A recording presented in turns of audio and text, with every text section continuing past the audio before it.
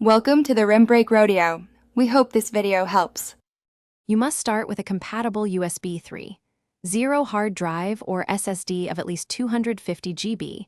That ensures performance and acceptance by the system.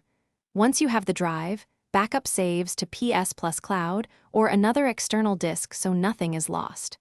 Power off the Ps4 fully, then connect the drive to a USB port. Turn the console back on and sign into your account. This gets you to the System menu, where the Ps4 can recognize the new device and let you format it. From the Settings menu, go to Devices and verify the Ps4 detects the USB drive. This confirms connection and compatibility. Then navigate to Settings, Storage, choose the USB drive and select Format as Extended Storage. The system will warn you that formatting erases all data. Confirm only after you've backed up. The console will format and migrate some settings. Once done, make sure to set Default Install Location if you want new games to automatically install to the external drive. You can free internal space by moving apps.